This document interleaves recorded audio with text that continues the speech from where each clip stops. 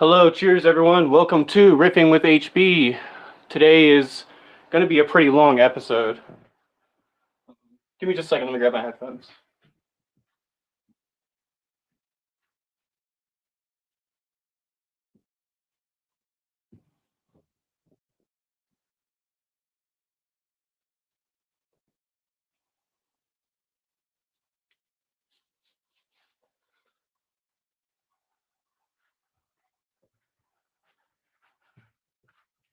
Okay, it's going to be 3 in 1 for this episode. It's going to be a perfect circle, tool, and Puscifer. So it's going to be a pretty long episode. I have a lot to talk about. I have a lot of notes, and I don't know if you guys know, if you're familiar with the show, Riffin, you're definitely familiar. We switched over. I haven't really prepared. In the beginnings of the show, I was preparing for, an hour or two, writing notes, trying to figure out what to say about the band, and now we switched over to more just riffing straight from my ideas and my thoughts. So it's going to be really hard to cover Tool in a 20-minute to an hour show, much less to cover all three of them.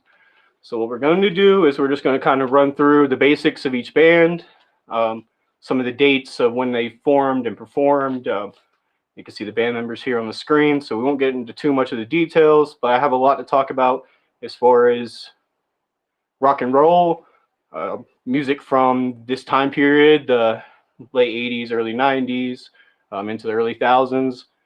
I have a lot to talk about the music industry. You guys maybe know that we're going to be talking about next Saturday. Next Thursday, Saturday is going to be kind of a 1-2 punch combo. We're going to talk about Soundgarden, Audio Slave on Thursday, and then Saturday we're going to talk about, we're going to do a jam session. We're just going to talk about the industry of music, how people have been screwed over in the music industry, how people can avoid being screwed over in the future, just some of my personal insights and some facts about who's been involved in what and how it works and all that stuff. So we've already talked about this several times on several other bands, and be nice, something nice to get into, I think. Okay, well, let's start from the very beginning. I have the Tool pulled up on my phone. I was just listening to it before the show.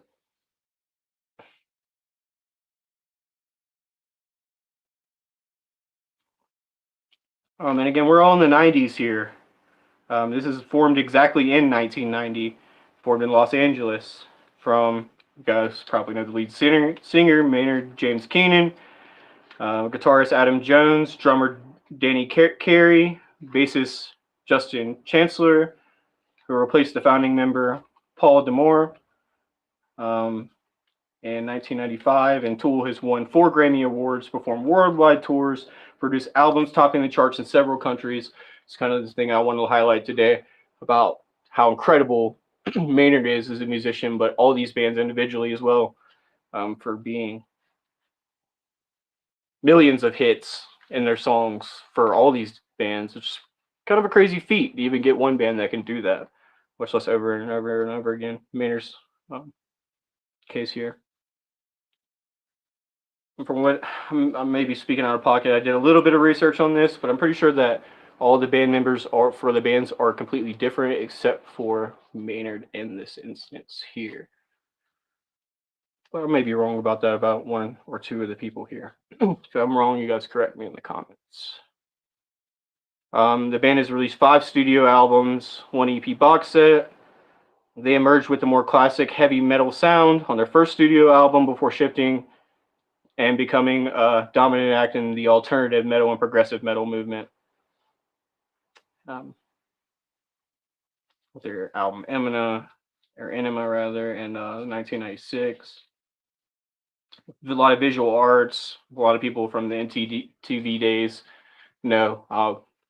It's kind of the tail end of my generation. I definitely remember it whenever I was younger, watching videos on MTV, Nirvana and Tool, and a lot of different rock bands, Soundgarden, obviously. Watching all these music videos come out. The Tool really had the scene marked in rock because the visual went with the music and the story. It just all overlays We talked about how, you know, you can really be a simple band and just keep it surface level, but you can really get deep, and Tool does that with their music. You can listen to it on the radio and be like, yeah, I know that, I like that. Or you can really get into their music and the art, the visuals, the way the music was put together, the way the song is telling a story, and the way that an album pieces each song together and tells a story. It's all a part of their thing, and this is why Tool has such a big fan base. All these bands here, and it's part of, to me, what makes music full is the art aspect of it. Really, when you're throwing your art into your music. Let me go ahead and get all this reading shit out of the way so we can just talk about it. Um, blah blah blah blah blah. Fear Inoculum, that was in 2019. Due to Tool's incorporation of visual arts and very long, complex releases, the band has been described as style transcending act and part of a progressive rock, psychedelic rock, and art rock, kind of what I was just explaining to you guys. The relationship between the band and the music industry is ambient and at times marked by censorship and the band's insistence on privacy. So this has happened before. One of the instances, Tool was signed to low end record label. I can't remember the name of it. I'll find it here in just a second. But they did this because what we talk about on the show and what we're going to talk about next Saturday about how sometimes bands are screwed over by the large record labels. We just talked about this with Oliver Tree and Atlantic Records. So they were aware of this and signed to a smaller record label, and there was a little bit of some discrepancy about their advertising, that they weren't supposed to advertise for them or something like that, and they did out of without telling the band. So just things like that. Again, privacy, censorship, things like that. And in their music talks a lot about the idea of censorship and what people can do who try to go censor people, where they can go shove whatever they have in their hands if they try to censor someone. I love that attitude. Again, I have that in my notes about that's really what fucking rock and roll is, having that rebel attitude. Like, you can't tell me what to do. Fuck your fucking government. Fuck your laws. And if you don't like it, then suck my fucking dick. You're exactly the people that I'm talking about. So, yeah, I like that kind of mentality with Tool specifically. Definitely a perfect circle and Peace First Row. It's all about rock and roll, man. It's about music and art beaten together for me. It's what makes it a full package. So, again, we won't go into the details of all the different albums and fucking these boys top the charts. Just fucking keep in mind, they got top chart fucking albums and songs and on and on and on. They still write music and still fucking make hits. So let's just go back. We're 1990 right now with Tool. Let's go to A Perfect Circle. I appreciate you guys bearing with me while I do this. Totally riffing here. We're riffing. That's what I was trying to explain to you guys at the beginning of the show. We can't cover everything about all these bands, and the way we're doing it now, it's unstructured. It's more of just freestyle and see what we find out about the bands together and learn some shit together, and let it just be my words rather than what we're reading online as much. And I do want to read some facts. So right here, we're at 1999. 9 years later is A Perfect Circle.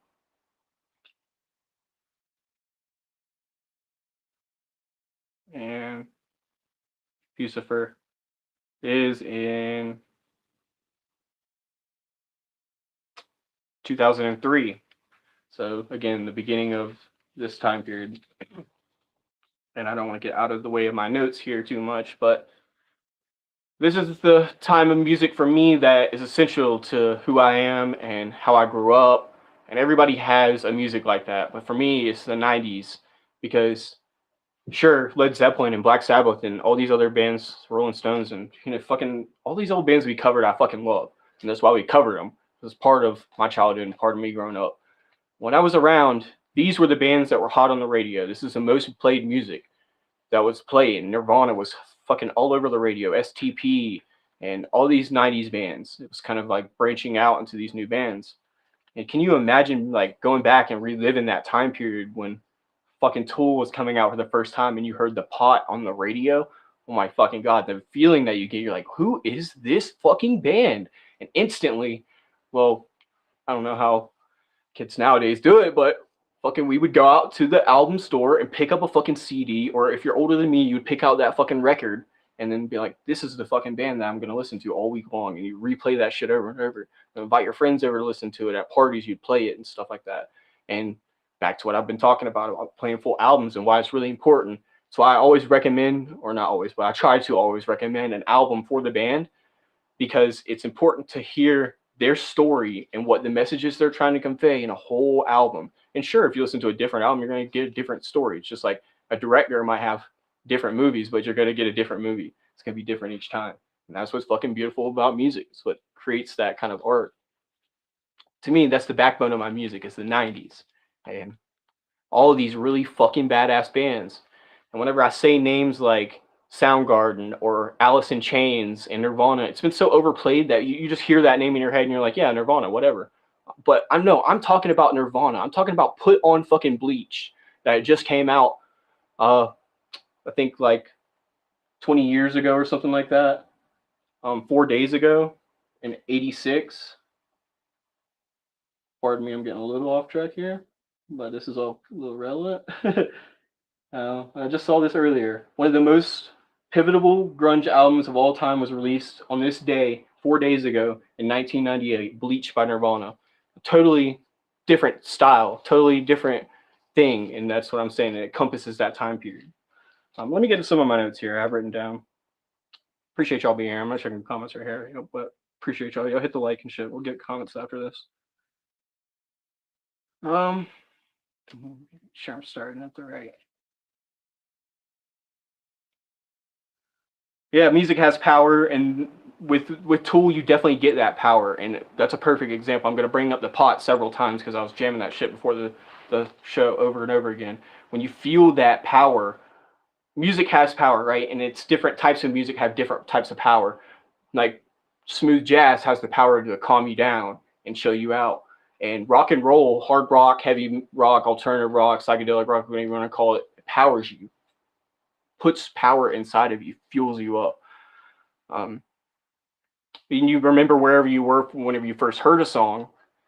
And that's what I was kind of talking about. Whenever I was a kid, I remember hearing these songs for the first time, thinking about like what if I was riding around the car, or if I was standing around hanging outside, or whatever I was doing. I can remember the day, if it was warm, if it was cold, the smells. Music has such a strong impact on our memory. Their smells are part of a really strong way to do it too. But music has a really memorable impact, and we can remember where we were when we heard those songs. To me, music wasn't chronological as a kid. It was all just the next day. So when Tool came out, for a lot of the older people, they're like, wow, you listen to old school music like Led Zeppelin or Rolling Stones. But to me, they're all the same band around the same time, because I'm a kid. I'm fucking 5 years old. I've only been alive for a couple years, but the music that I'm being exposed to is all being played on the radio at the same time.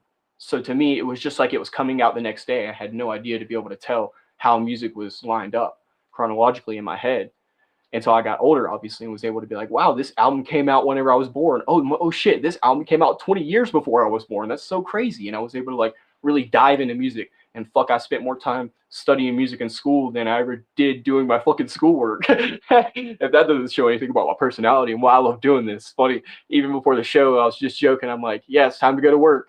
But it's like, I really do love doing this. So it's not even work, because it's something I'm so passionate about. And it lets me rekindle my love with music and remember, damn, where was I whenever I first listened to Tool? And why are they so important to me? And again, if you ask me about Tool, they're not at the freaking top 3 of my favorite bands ever. But I really love them and respect them. And if you fucking take them for more than a name and really just dive into their, go on a fucking YouTube playlist and just hit a random playlist of Tool, and you're gonna like, wow, if you love rock and roll and you love music, it's gonna blow you the fuck away. And if you know what they're about, really listen to the shit. Don't just play it like you've heard it on the radio 1,000 times. See what you can understand about it in a different way. Slow it down and look at it.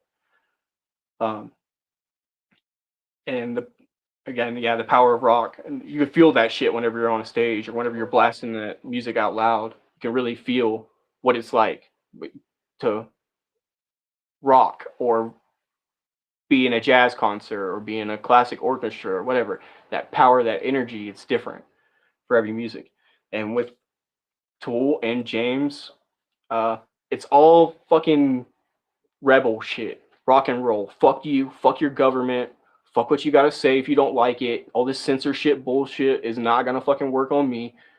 And that's really all it is censorship at the end of the day. Because you think that people aren't gonna fucking listen to my music, and you think that silencing me isn't gonna make them even want to listen to me even more, especially in a day like today's times.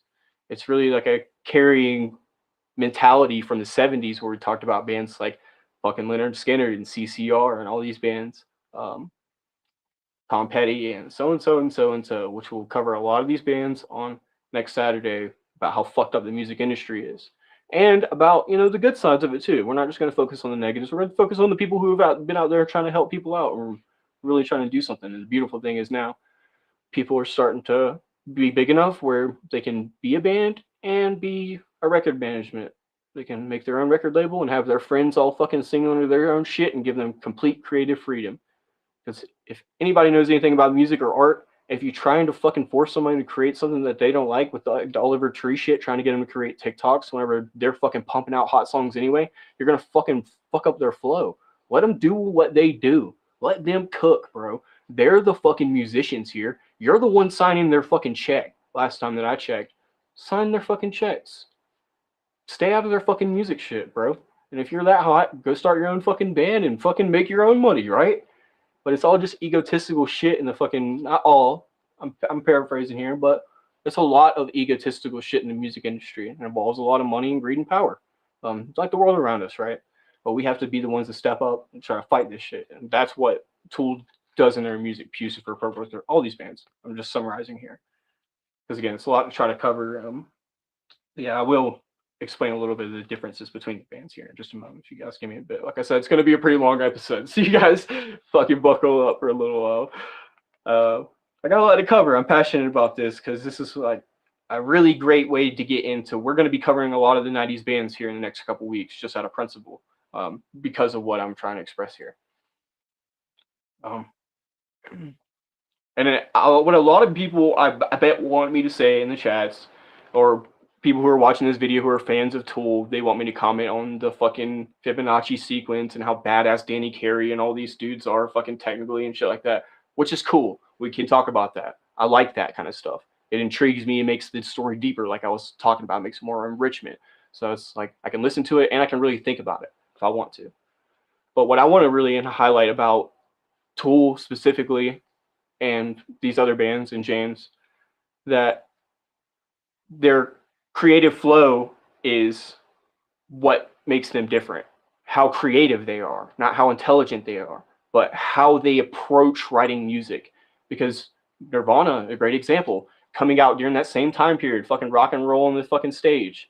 STP, Stone Temple Pilots, another fucking great band. Alice in Chains, Facelift came out around the time that Tool had started off. So these are a lot of grunge bands that are really simple in the way that they write music, but it's a different approach. It's a different way to fucking write music. And Tool didn't have that approach. They were like, you know what? How do we blow people's fucking minds and really make them think if they want to, but still make it to where people are listening to it who are rockheads who are like, yeah, that shit's badass. And that's what the commonality that you'll find in Tool. And that's why they have such a huge fucking fan base, because there's people that are like the fucking common people and they're like, hell yeah, fucking Tool's badass. And then there's the super fucking fans who are like, holy shit, these guys are really fucking dope. And they fucking like super fans, bro. All their albums and t-shirts and posters and stuff. And you gotta love that shit. It's fucking dope. And back to my point a little bit about how we can remember where we were whenever we heard Tool or any of these bands for the first time. Music gets us out of our heads. And again, I'm saying Tool, and you're like, okay, whatever, you're fucking associating with it, whatever, however in your head. But if you listen to their music, it takes you on a fucking journey. It takes you away. And we're going to explain a little bit about why, because of their influences, and Pink Floyd being one of their influences, about this journey of music, making it where it's like orchestrated. It's not just four guys fucking rocking on stage, which again, I fucking love. It's badass, but it's like a whole orchestrated thing here. Everybody doing their part, making the band sound so fucking full. And it's more than just four guys doing the Green Day 4-chord shit, which again, I fucking love. You got to respect it for what it is. But music gets us out of our way, out of our head, and gets us in our head. So if there's really a lot going on in the music, there's something to get away and get lost into. And I always use the analogy of a package with music, right? Whenever you're giving someone a package, you don't typically just hand someone a gift. You usually wrap it up in a package, and you don't just put it in a fucking plastic bag or a paper bag and hand it to them, because that's slack. It's like, why even make the effort? What you want to do is you really want to box that shit up and make it look nice.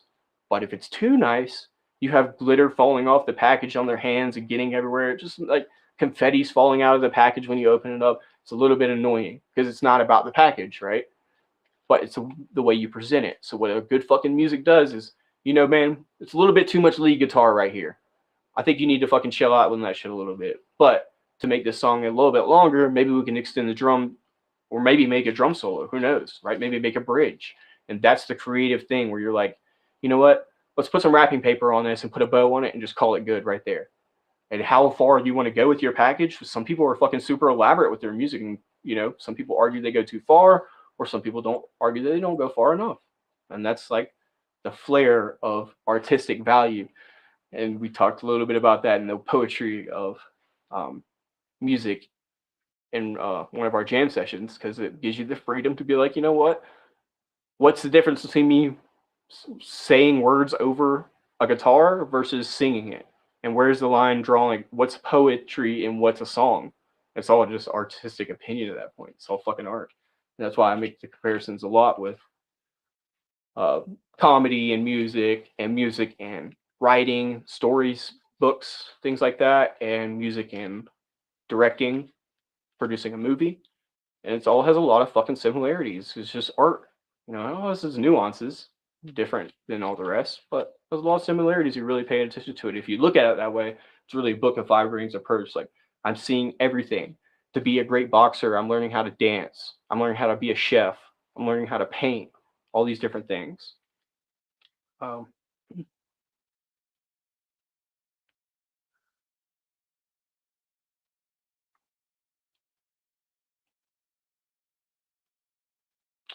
um,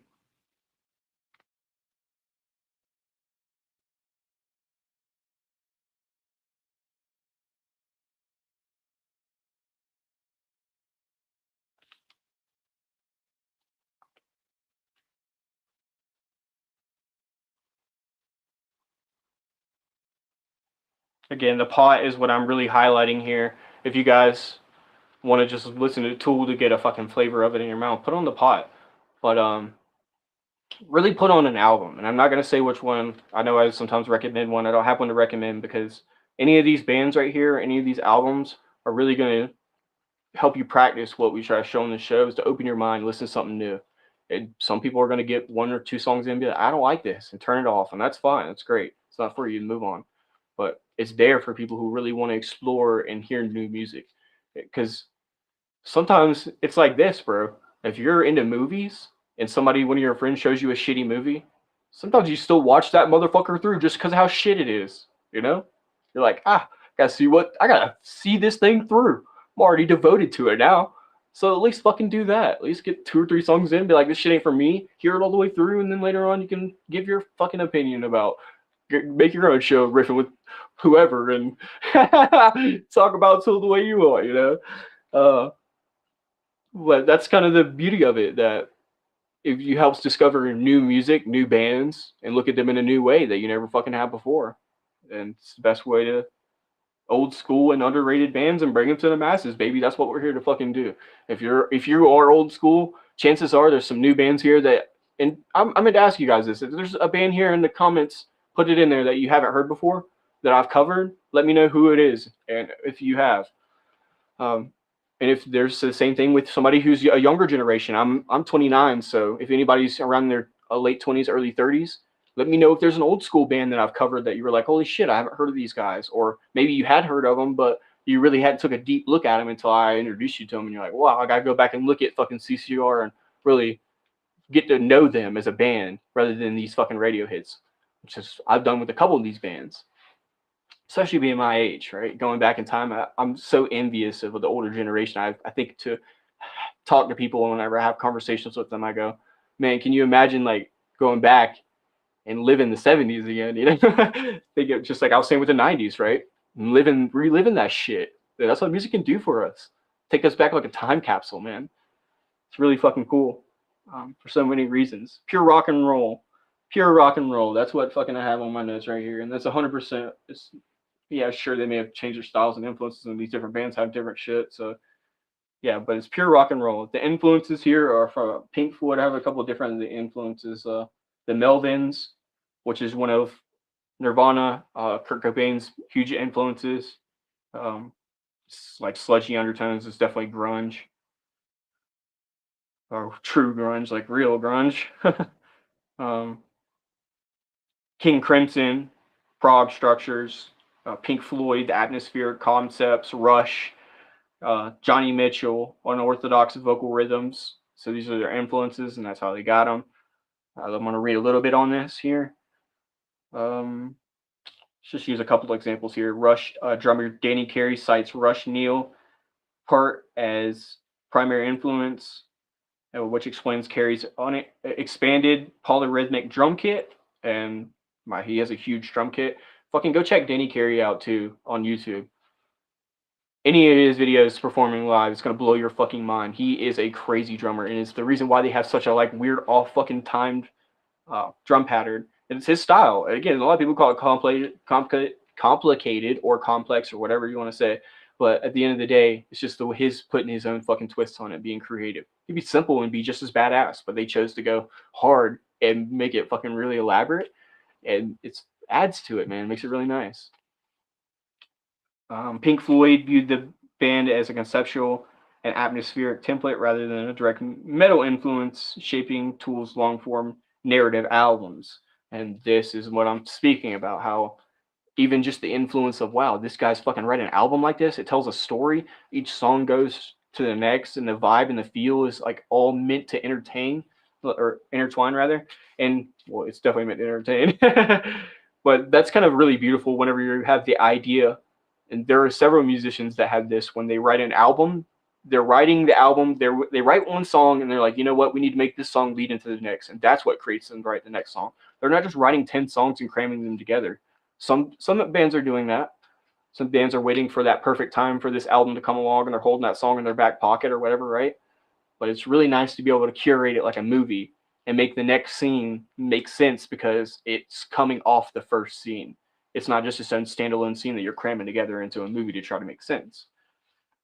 And I'm not a hater. I'm just saying it's nice to look at both aspects of it.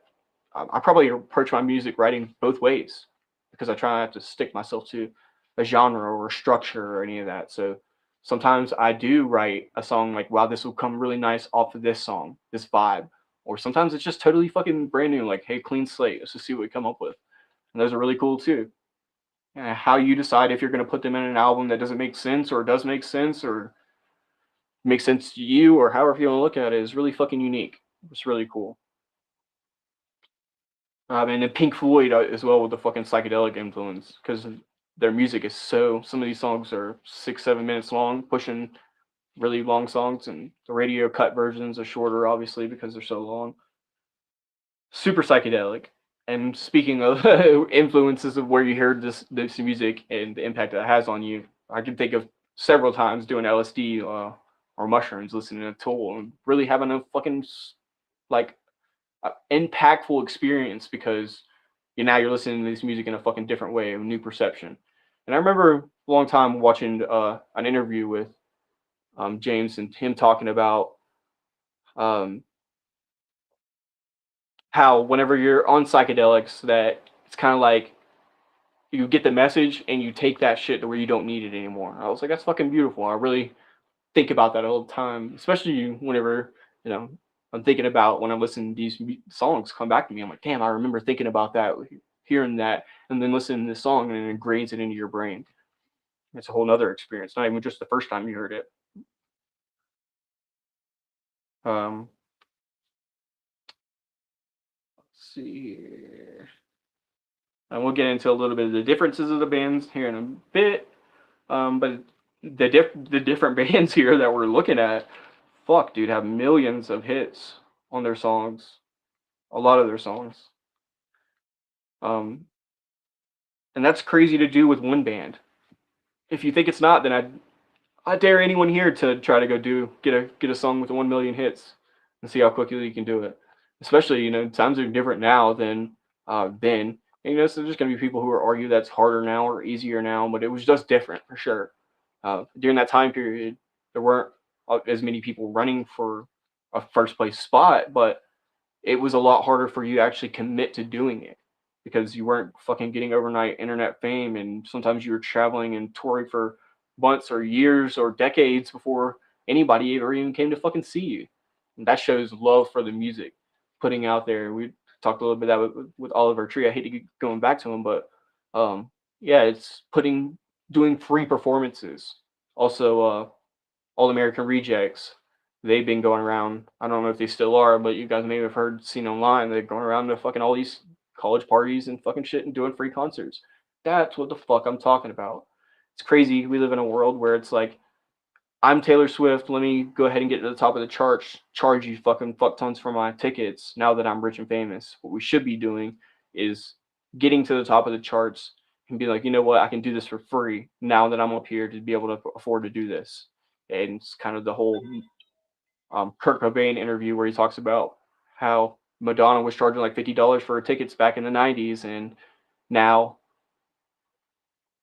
he was like, damn, we could just charge like $25 and really milk them. That's what we thought, but it's like he wanted to still be humble and was only trying to charge 10, $15 for his tickets while other people were fucking trying to milk everybody.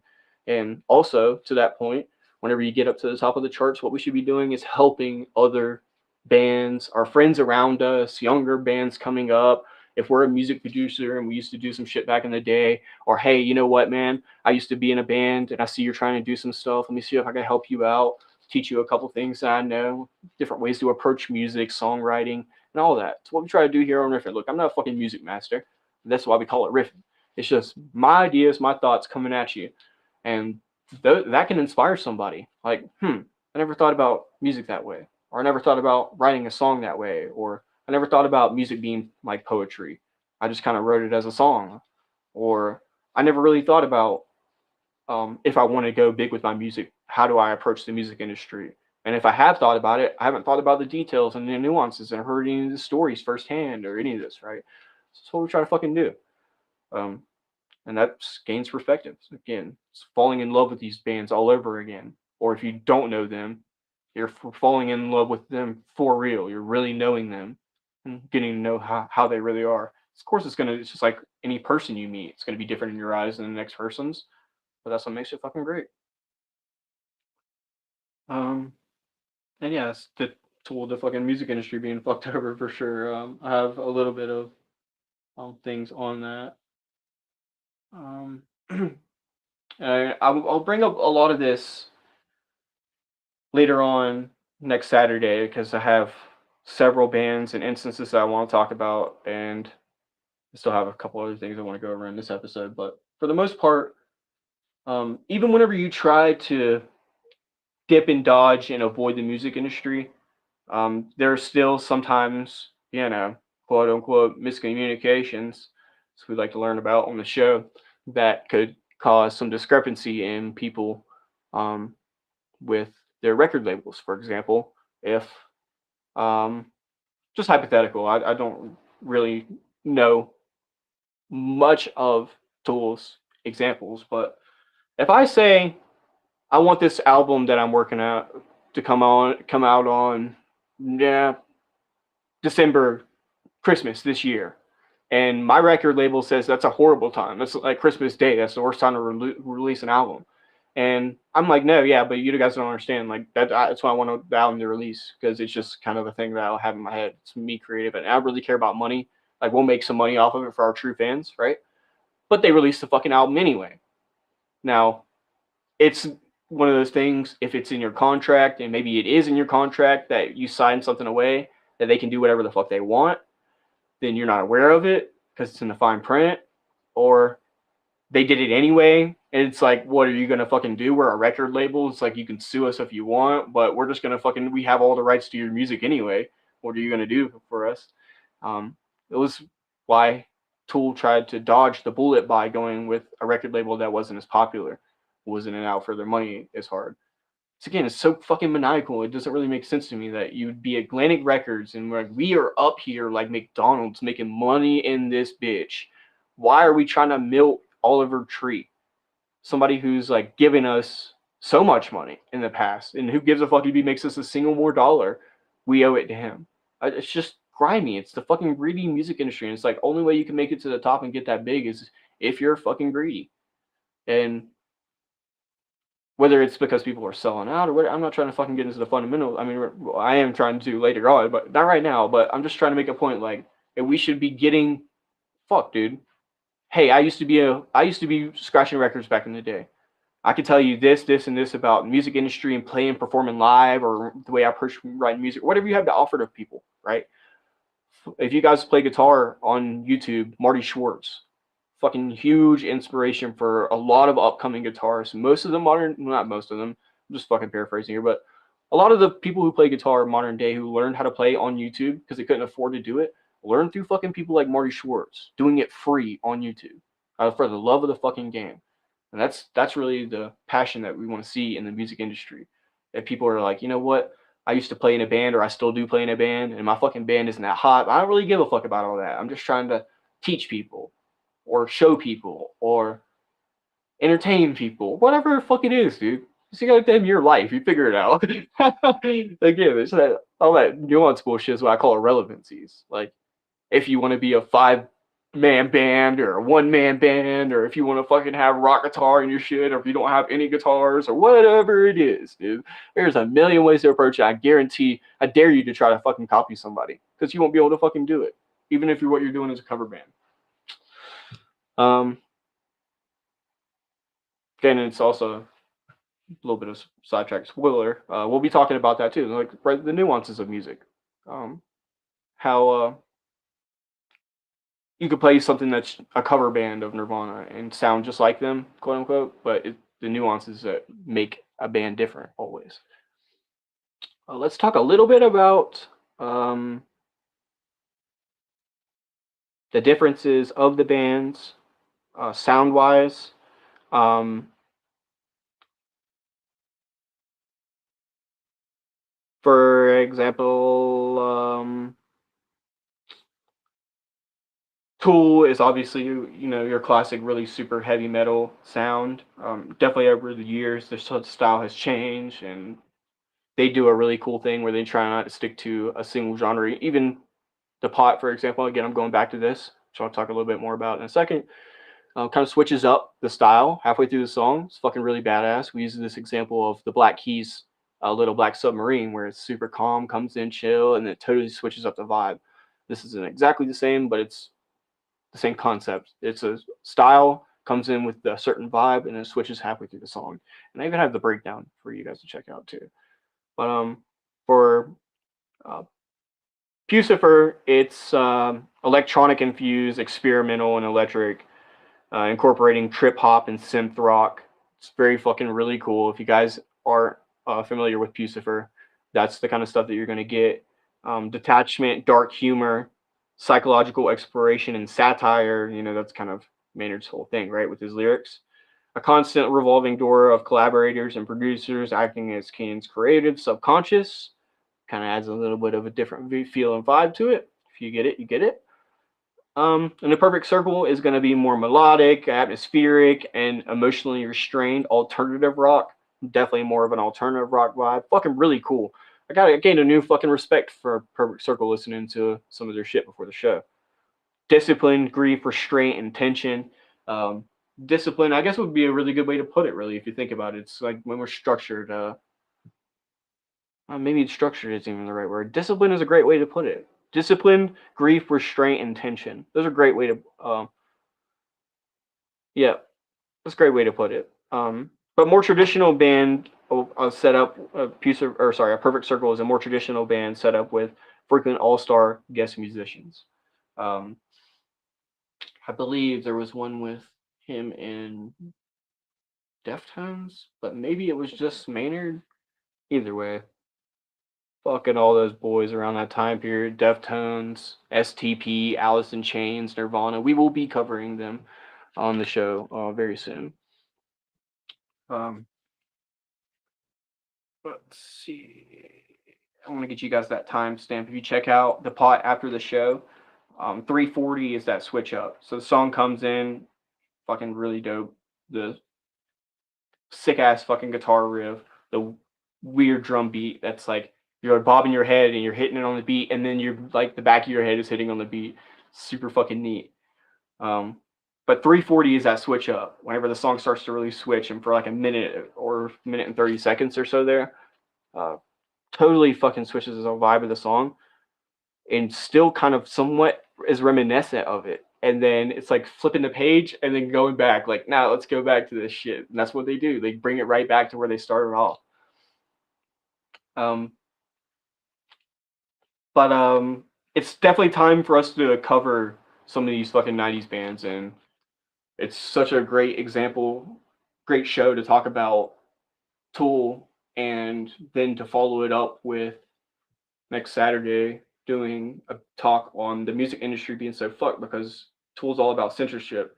And again, censorship is not great. And there are some things like there's a difference between like holding respect for yourself and I'm in a place where there's children and maybe I should watch my tone or whatever, and being told you have to watch your mouth because there's kids around. There's two different perspectives, right? Like if I choose to be that person, I'm choosing, but if I'm not hurting anyone, as long as the words are like sticks and stones type shit, you cannot condemn me. So it's really great to be able to talk about. We're going to talk about Soundgarden, Audioslave, fucking R.I.P. Chris Cornell. We're going to talk about Linkin Park, R.I.P. Chester Bennington. We're going to talk about Alice in Chains and Nirvana and um, Stone Temple Pilots. We're going to cover all these bands here, and we're at least the bands I just named. We're going to go ahead and cover all those and knock them out. As a matter of fact, give me just a second. I want to just make that list and put it in order so we know what we're going to be doing. Maybe we'll throw in a jam sesh where we just talk about music or whatever the fuck in between. But definitely those bands. Give me just a second here.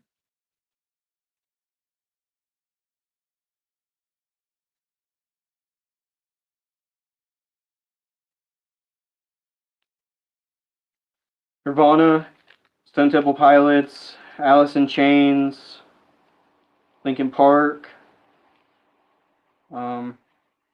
Fucking, I guess throw out a couple more, man. And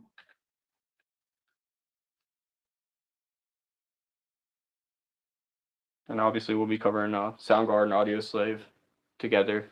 I like to try to do it like this. If you guys aren't familiar with how we do this show, if there's a band like Tool, I could cover Tool, I could cover Perfect Circle, I could cover Puscifer, but we can fucking knock all this shit out in one go, and really still get the same message across. Because I got to sit here for an hour alone on Tool, an hour and a half. I mean, we've already gone about 45 minutes already at this point, and I really have only touched the surface of really what there is to talk about. But yeah, we try to cram them all in the same thing and give everybody the respect, the band members and everything right here. Yeah, it's fucking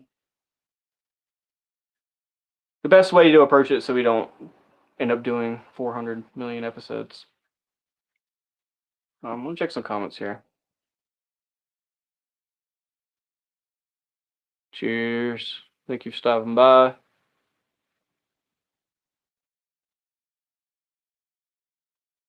Yeah, you could be like Green Day and suck off everybody. Yeah, it's very funny though. I think it's a new person here, Mr. Anderson 5555. Cheers, man. Talk about passenger seat musicians a lot, about people who are like, I've never fucking wrote a song, or I don't even know what it takes to write now. I don't even know, I can't even play a G chord on a guitar. But yeah, they'll have so many opinions about how to write music and stuff like that. This is why for me it's really cool to have my opinion, because I'm like, I don't know what the hell I'm talking about, right? But I fucking picked up a hammer and swung a nail, hit a nail, like to build a house. So anybody who hasn't can't critique how you build a fucking house. You have to have at least tried.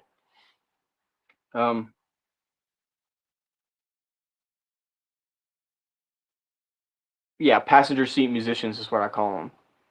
People who have no experience in that thing, but yet have so much of an opinion about it. And Green Day has fucking sold out albums for a while for something, right? Maybe because they were sucking a lot of dick. Maybe because they were kissing a lot of ass. It's a good point you could argue. but maybe it's because they worked really fucking hard. This is stuff that other people weren't prepared to do. Talk about this. People say that Metallica sold out, and when they cut their hair and changed up their fucking style, became commercial radio plays. Like, yeah, well, you know what? Maybe they figured out the fucking remedy because they wrote fucking 10 albums or whatever the fuck. Maybe they figured it out. Maybe they were like, this is the way to fucking do it. And to other people, it looks like selling out. But people who fucking don't know, people who only like ride down the road and listen to a band like Tool or whatever, and that's as much knowledge as they haven't actually played a whole album and listened to it, like I was saying, whether you like it or not, they have no room to critique it. If you've given it a chance, everybody's allowed their opinion. But if you haven't fucking put a piece of broccoli in your mouth, how the hell are you talking about you hate broccoli? It doesn't make sense to me, dude. Because you hate the smell of it, because the way it looks, like that is fucking. This is like narrow-minded bullshit that I don't really like. And it's the whole instance of this show is like we're trying to enlighten people and bring them some new shit. The best way to do is put a little bit of salt on the broccoli and have a fucking bite of it. And then be like, I don't like that shit. Then your opinion's valid, you know. But until then, you really don't have much of an opinion. You never wrote a song, never wrote a lyric, never wrote a poem since fucking elementary school anyway, right? You wrote your fucking mama like I love you letter or some shit like that. Um, yeah, if you guys have any recommendations for 90s bands, we'll fucking cover a couple of them. Soundgarden, um, Audio Slave, we're going to be covering together, like I was mentioning.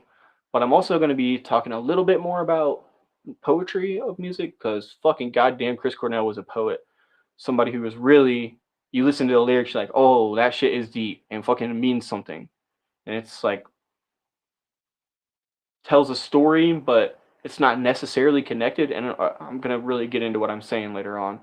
But it's like what a poem does. Each sentence doesn't necessarily have anything to do with the one before it, but it somehow all connects together and tells a story. And that's fucking really unique and hard to do. Not every musician does that to their music. Not every musician can. It's kind of what I was saying. To really know it, you have to have practiced it and done it.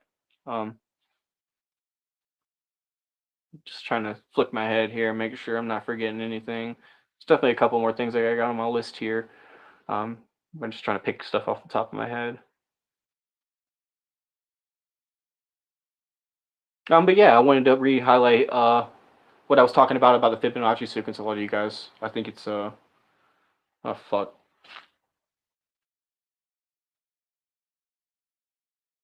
Anyway, I'm gonna check it here just so I don't speak out of pocket. But there's a song that Tools wrote that is matched to the Fibonacci sequence. And I'm sure somebody in the comments is like, oh, it's fucking this, I got that vision. Lateralis. That's what it is. From, I believe, the same name album. Correct me if I'm wrong. I'm horrible with album names, remembering. I'm always like looking at the artwork and shit. But it's Lateralis, the song. That's from 2001, and it's written to the Fibonacci sequence. If you guys aren't really familiar, just a quick run through. It's the pattern that exists in nature. It's the way that flowers grow, and there's tons of things like lightning strikes and all this different shit that has a lot to do with the Fibonacci sequence. Tons of things. Anyway, look into it. It's some nerdy shit if you're into that kind of stuff. But it shows the fucking technicality of a band like Tool to be able to be like, all right, we're gonna fucking write a song to the Fibonacci sequence. This is, if you know anything about it, already hard as fuck with the timing, and that's why that song sounds so weird. That's why you can't really bob your head to it like a typical song if you've ever heard it on the radio. And several of their songs are like that again. But again, not only to just do something technical like that and make it complicated, but to do your part and make it match up with other people's parts, right? To make fucking everything flow. And that's really what separates Tool apart, makes them a really technical band. But again, that's not really what I want to highlight as much. Fucking Danny Carey's a goddamn beast on the fucking drums. He's like a tribal drummer. The way he drums is so sick. But that's all fine and cool. I don't really want to highlight on that as much as it's the creativeness. It's like Danny Carey doing his fucking thing. And not because he's technical, dude. There are tons of fucking drummers who are not as technical, not have as much style and so much flash, like fucking Patrick Carney from fucking the Black Keys. Simple as fuck, but on the beat. And every time you hear that shit, you're bobbing your head to it because it's good as fuck. And it has its little nuances in there that makes it good, but it's simple. So it doesn't have to be technical for it to be great. But it's the creative flow. You're like, wow, no one's doing anything like that. It's still to this fucking day, name somebody who's doing something like Tool with their drumming and the songwriting and everything. It's a different fucking flow. And it also talks about the inspiration, how Pink Floyd turns into a band like Tool. Fucking mind boggling. And how Pink Floyd's influenced so many other bands too, let's be real. Really fucking cool. And it's that creative aspect of it. He talked a little bit about this, and I fucking love This Is a Long Ass Show. Hell yeah, you guys. Fucking right. Um, he talked a little bit about in the an interview that I was watching where it's like fucking, left foot doesn't always fucking meet the right. It's something we talk about very often on Riffin, where, like I was just saying, it's already hard enough for me to play my music and play it to your shit and make it sound good, or my lyrics or whatever, right? But it's definitely hard for us to be able to get along. Now, the fucking drummer's a dickwad, bro. That motherfucker comes in the booth smelling like booze and cigarettes and shit, and I can't stand it. Well, the fucking singer, meanwhile, who's complaining and bitching, he's always fucking late, and everybody else has a problem with that. So it's that fucking tension and that conflict. Pink Floyd is a great fucking example of this shit. How Money, the song Money, and I think I've used this example on the show before, I'm pretty sure. Money by Pink Floyd, it's like, what do you think about whenever you hear that shit? It's 3 iconic parts. Well, let's just round it up. It's 4. The lyrics, right? The voice, money, it's a it's just fucking dope shit. I don't want to get fucking copyrighted here, but it's really a good part of it. The chains machines in the beginning, you can hear it's like boom, boom, boom. That's the other part. The third part is the bass line. Then you have wah, wah. Then you got the guitar that comes in. That shit's dope as fuck.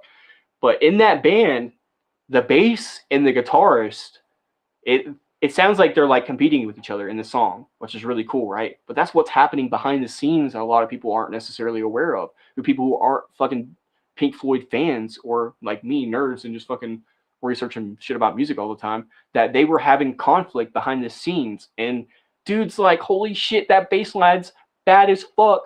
I'm not about to let you show me up. Let me fucking kill this shit on the guitar. And that's what me as a kid, I'm like, oh my fucking god, you're one of the best guitarists ever. And that's, as a kid, I'm like, this is rock and fucking roll. And it's because he had that push of that tension in the band that made them who they were. But that being said, there's been several instances where bands have fucking not been able to make it because this guy has an arrogant fucking ass and this guy has an arrogant ass and they want to fucking have ego and pride and on and on and on. Same things that are involved in that fucking wicked ass music industry, oddly enough, are involved in some of these bands, and it splits them up, right? Then there are fucking other bands that are really fucking unique and weird, and they're like brothers, where I'm sure there's like arguments and scuffles, but it's like fucking equally opposite, or it's like fucking Little Stranger, where it's like they're fucking basically like family, and it's just 2 or 3 of them, and they're fucking just vibing. Fortunate Youth is like that; they're always touring together. They're a fucking family, man. And again, I'm sure there's arguments and shit, but back to my point about Tool, what he was mentioning in the interview. So there's sometimes discrepancy on when an album might come out, for example, within the band. Not even with just the record label, but within the band itself. Like, hey, I might want this band to come out here. Hey, I think we should wait a little bit longer because of blah, blah, blah, blah. And everybody's got their opinions. And somewhere you got to meet in the fucking middle or make a compromise, whatever you decide to do. And that's really fucking difficult to do as a musician, as a band. It's really fucking what makes the world we live in. It's like a fucking video game. If you ran it a million times, you get a million different outcomes of a million different bands that went a million different ways. Rage Against the Machine, a really cool, fun example of this, which is another fucking band which you cover. They split up for differences of face painting, trying to be like fucking Kiss or like Slipknot, like these characters on stage as opposed to doing their music. And conversation kind of in full circle here. Or not full circle, I guess we're segueing, but I watched the interview of Corey Taylor from Slipknot talking about his personal preference, this is his personal preference, that he thought Tool was a bit boring to watch because they weren't a very performative band. It was all about the way that their music sounded, and they made their music sound just like the album, and their music sounded like the way you heard it. And yeah, there's a little bit of variation and shit, some solos, but it's fucking cut, clean, and dry. So it is what it is. You get your fucking Tool shit. And to him, he found that a little bit boring. But it's funny to me because I find somebody like Slipknot a little bit performative, right? Not even necessarily in a bad way, but it's performative. It's like a whole different thing. It's like we're doing an act, we're putting on a show. Alice Cooper was that way. Ozzy Osbourne was that way. Pink Floyd was even that way. When you go to see these shows, they're really putting on a fucking concert, right? It's like a whole, the art, the visual, the sound. Pink Floyd, one of Tool's inspirations, again, because of the way that they wrote their albums, but also because of the way they performed in their songs, they have this thing called a Constellation sound system, which is, it's like motorcycles going across the crowd. That's what it sounds like. Motorcycles driving through you in the crowd. That's all you can hear. The speakers are above your head, and it gives you the effect of like either motorcycles driving through the crowd or birds flying over your head, or I'm sure there's speakers in the fucking ground. Who knows? Like with some of these venues, they could probably make it pretty elaborate. And with a band like Pink Floyd, you're fucking giving the people a show. If you're gonna charge for it, you're really like, hell yeah, let me give these people what it's fucking worth. Oh, cheers, Sammy. Slipknot's music is really terrible. Yeah, you're another person that I was just talking about, man. If you write music, then that's a really fucking unique perspective that their music is terrible. But if you actually write music, I think that you'll look at it a little bit differently. Like if you actually sit down and practice writing music on a daily basis or a weekly basis or a monthly basis, whatever you do, like if you actually entertain writing music, you'll figure out that Slipknot's a fucking badass band, and what they do takes a lot of work and effort and fucking creativity and knowledge. That's good in my book. Whether you like them or whether you don't, it's like you still have to have respect. It's something that I talk about. I talk about the bands highly on the show. I try not to rag on anyone, and then if that's people's opinions, they have their own opinions. The Beatles is that way for me. I think the Beatles get a lot of credit for being who they are just because people hear it and they go, "Oh, I love the Beatles," and somebody hears that they love the Beatles, so therefore they love the Beatles too. It's like all kind of proxy thing. But that being said, whenever we hear a band like the Beatles, we still have to have respect for them. Be like, wow, they fucking really paved the way, and they did exactly what I was talking about here with Tool. They influenced so many other bands that we fucking know and love. And it's odd enough that the Melvins, one of Nirvana's influences, really super grungy band, one of the pioneers of grunge, mind you, was kind of their influence for Tool. So you get from Melvins, who's a fucking really grungy band playing with really heavy distortion and screaming into a microphone. You get bands like Tool, you get bands like Nirvana, and then from bands like Tool and Nirvana, you get bands like Gorillaz, and then from bands like Gorillaz, you get bands like Little Stranger. And you're like, how the fuck did we end up here, dude? This is crazy. 100%. Pink Floyd definitely puts on a show. And one thing that I talk about in here a lot is that there are bands who get on stage, fucking perform their shit, get off, that's all fine and good. But then there are ones who like really perform and make it like an orchestra. There are bands like uh um what's a good example here? I guess we'll use Slipknot as a perfect example. They have like fucking 10 people on stage whenever they're playing a damn band, a song, and it makes it full. And that's what I was talking about with the idea of a package. It's like, yeah, they could fucking add more, but it's not needed. And they could add less and it wouldn't be as fucking good. But it's because of these little subtleties. And I was talking about it with the pot, the switch up at 3 minutes and 40 seconds. If you listen to the pot, that's the same shit as Little Black Submarine with the Black Keys. It totally changes the vibe. It's really fucking cool. Psychedelic rock, 100%. Rob Zombie's a great performer. Yep, Alice Cooper's a great performer. Ozzy Osbourne's a great fucking performer. These people are like performing on stage, telling like fucking it's good enough you can just hear it in the music and get the story, but they're like showing you. That's really fucking cool. I like that. But I also I respect bands like fucking, I guess Tool's a great example of a band who's not as performative. It's just a band who stands on stage, play some shit, and definitely with the psychedelic influence. And Tool, Pink Floyd, yeah, the Beatles for sure. Have definitely a lot of a psychedelic influence. Bands like Led Zeppelin have a lot of psychedelic influence. Um, Reminds me of fucking several times of tripping acid and listening to Tool. uh, which I'm not gonna recommend is the way to listen to it, but I'm not recommended to not do it that way either. Um, but that's to me is always a really cool added layer.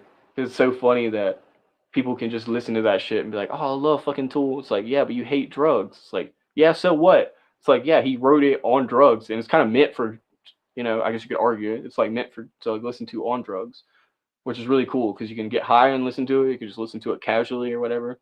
And one of Maynard's quotes is, "It's so funny if you hate drugs, then really everybody around somebody or most people around you have been high on drugs and paint painted Starry Night or whatever the fuck, and you're like, oh, I love this fucking shit, and you're like, yeah, the author was high as fuck, which I don't know. I'm just speaking out of my ass, but I'm just using it as an example. The guy who created the fucking microwave, he's like fucking high as fuck, or like Steve Jobs being high on LSD, creating the fucking internet, or fucking somebody being like, I'm gonna create the fucking Volkswagen van and some hippie shit. It's like psychedelics, drugs are around us.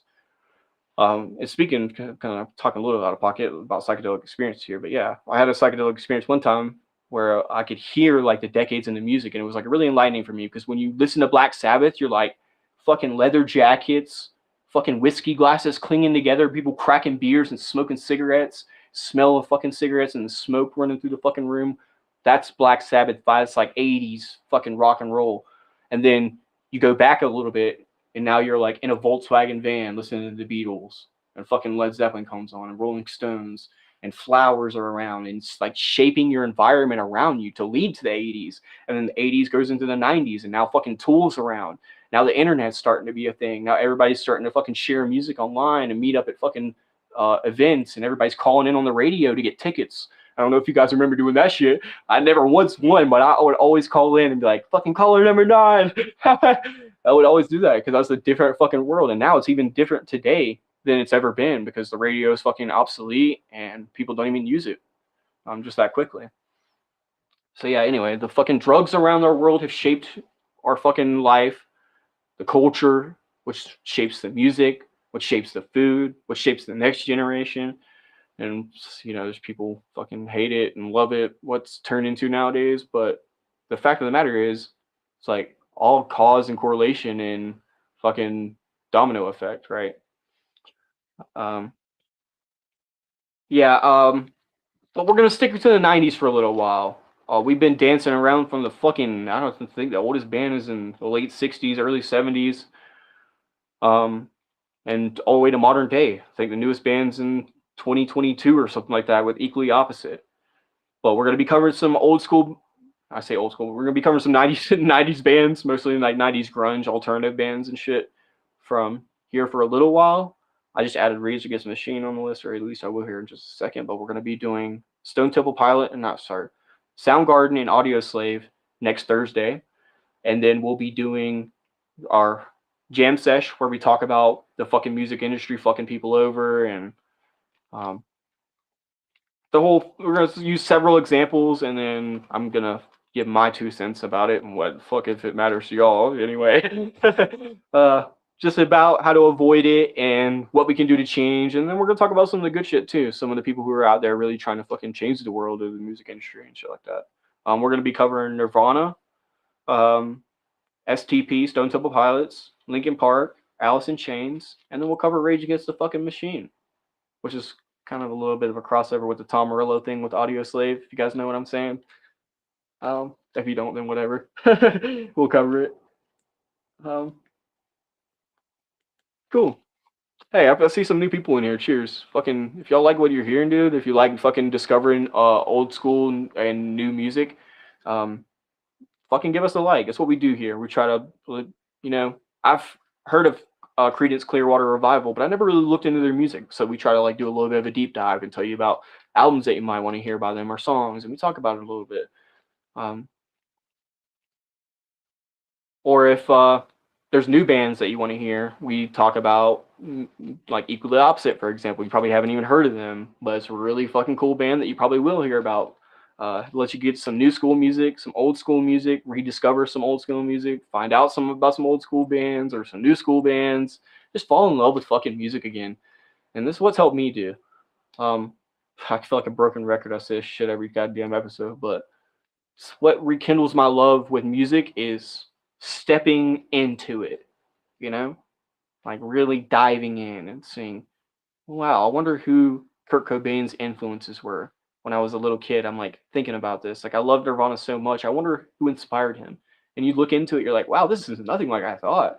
And it's just the love of music and finding new bands and learning in general. And that's what this shit's all about. So if you like it, fucking goddamn hit the like button. And you want to see a band, put it in the comments. I'll check the comments periodically.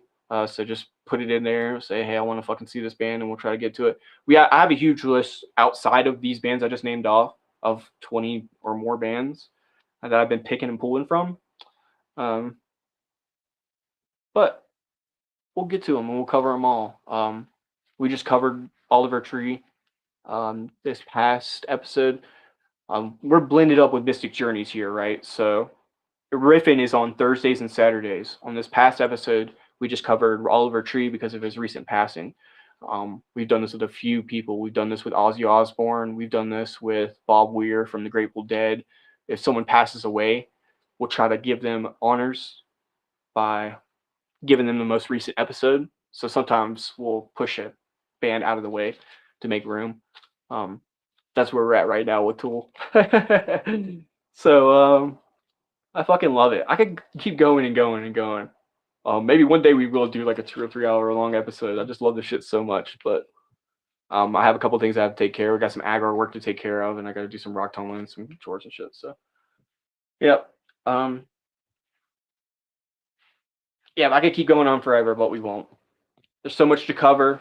What we will do if a band hasn't fucking had their justice, we'll cover them again. We'll loop back around. I'll check over the episode before and see what I talked about. And try to cover some new shit or whatever.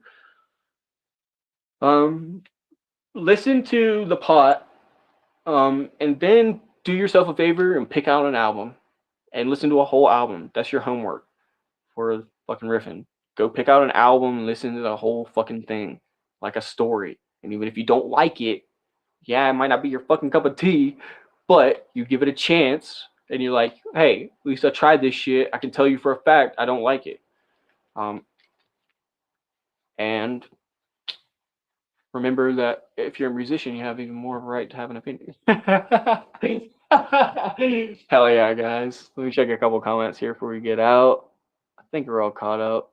Let me see, my shit's all jammed up. Let me pull you guys up on my other device here.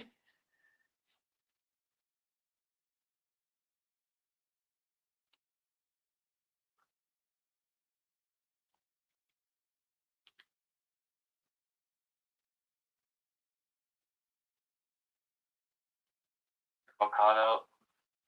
All right. The deal is getting lost in the sauce and not headbanging all rowdy. Yep.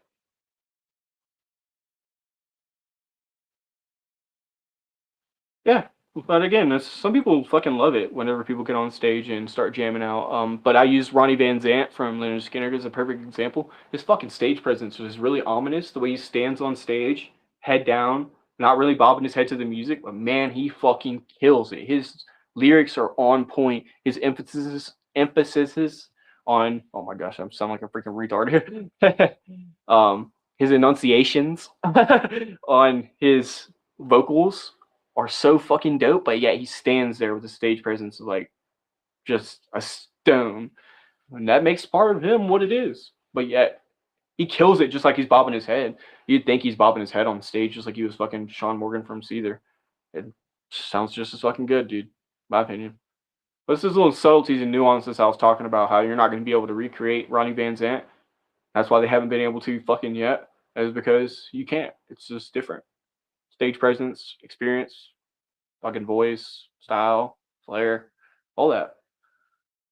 And that's why we started this new segment, Jam Sesh, where we talk about this extra bullshit with music because it's fun to like dive into the fundamentals of music rather than just talk about these bands. But I do fucking appreciate everybody's support. Make sure I got these comments real fast. Oh yeah, I appreciate everybody fucking all these new people and shit. What's up, Sammy, Annette, Mike, Cheers, all the people who are here loyal every day. I appreciate y'all the most. Fuck. It's been good. There's nothing else to say. I'm gonna fucking leave y'all to it. Go check out the pot and go check out the fucking album by these fucking bands. And if you have anything you want to see, put it in the comments. Bye.